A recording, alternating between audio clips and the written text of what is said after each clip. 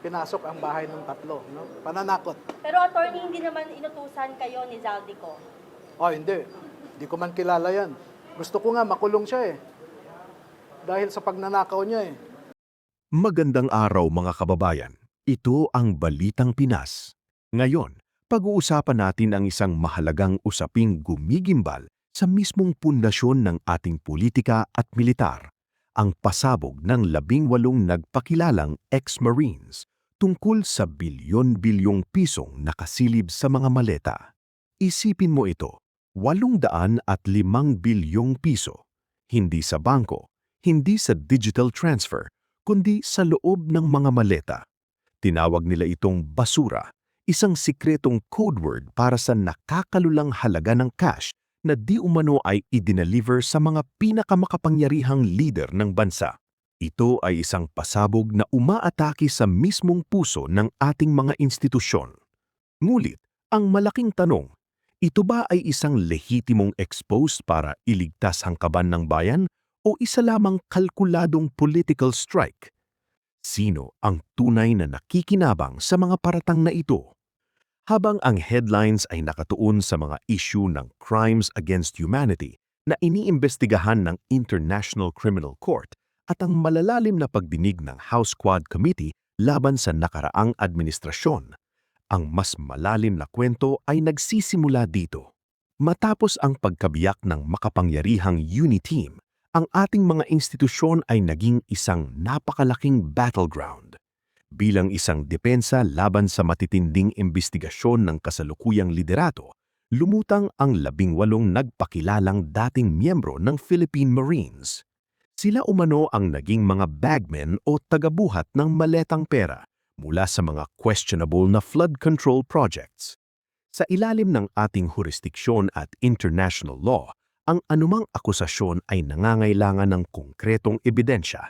Subalit sa larangan ng politika, ang persepsyon mismo ang nagiging sandata. Sa simpleng paliwanag, ito ay hindi lamang laban sa pera. Ito ay laban para sa kapangyarihan. Sa huli, isang tanong ang dapat nating pag-isipan. Ano ang buong katotohanan at sino ang tunay na naaapektuhan? Kung gusto mo ng mas malinaw, mas malalim, at mas diretsyong paliwanag sa mga mahahalagang issue, mag-subscribe sa Balitang Pinas para sa mas marami pang Tagalog explanation.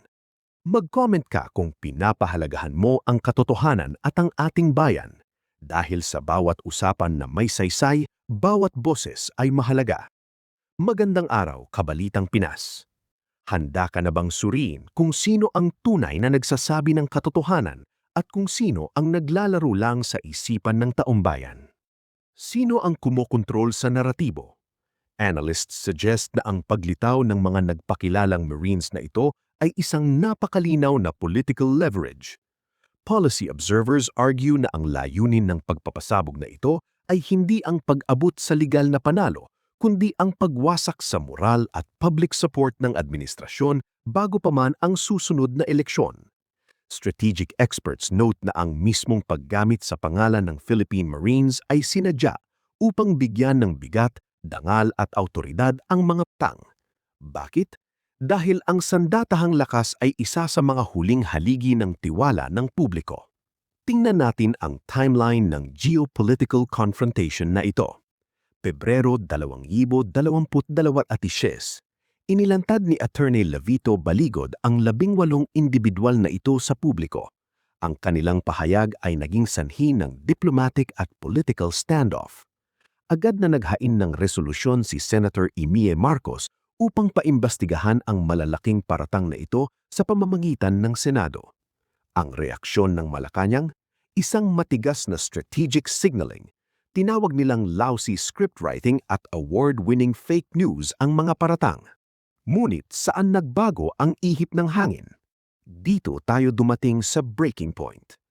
Tatlong magkakasunod na dagok ang sumira sa pundasyon ng expose na ito. Una, ang opisyal na pahayag ng Philippine Navy mismo. Ayon sa kanilang record, 4 sa 18 nagpakilalang Marines ay hindi kailanman naging bahagi ng military service. Ang iba ay dishonorably discharged o matagal nang nagretiro. Nawasak ang kredibilidad ng ebidensya. Pangalawa, ang logistical na imposibilidad. Inilahad ni dating Senator Ping Lacson ang matematika para magkasya ang 805 bilyong piso. Kakailanganin mo ng 10,000 hanggang 15,000 malalaking maleta. Ang palihim na pagpasok ng ganitong dami ng bagahe sa mga high-security areas, gaya ng Malacanang, ay hindi lamang hinip, ito ay pisikal na imposible. Dito, tuluyang bumaliktad ang laban.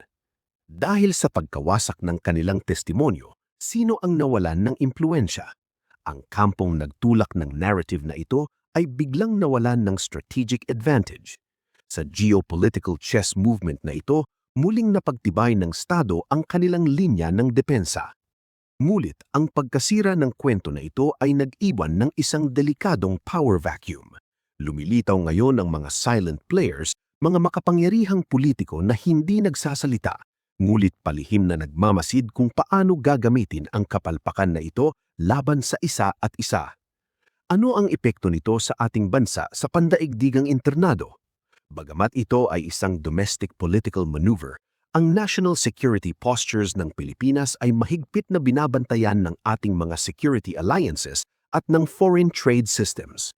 Kapag ang integridad ng Armed Forces of the Philippines ay kinalagtarag sa pampulitikang putakin, nagpapadala ng mensahe ng kahinaan. Ang instabilidad ay nagpapabagal sa foreign investments at nag-iiwan sa atin na vulnerable sa pag-atake sa ating pambansang soberanya. Ilapag na natin ang barahas sa hapag. Here is what we know. May mga individual na iniharap upang magbitiw ng napakabigat na akusasyon na kalaunan ay kinontra ng mismong militar. Here is what it means. Ito ay hindi isang purnong paghahanap ng katotohanan. Ito ay malinaw na weaponization ng mga pagdinig. Isang demolition job na disenyadong upang guluhin ang kalaban. Sino ang makikinabang dito long-term? Kung sino man ang naglalayong maghasik ng duda sa isipan ng mga botante. Anong president ang itinatakda nito? Na kahit walang matibay na ebidensya, ang isang dramatikong press conference ay sapat na para yanagin ang buong bansa.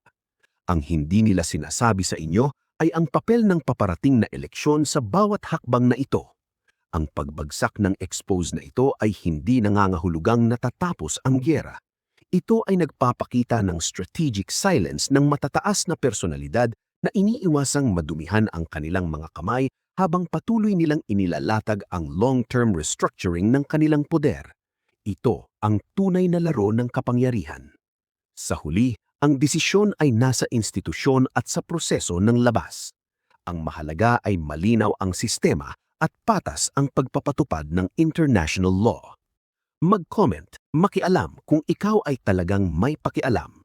Mag-subscribe para sa mas marami pang Tagalog news explanation.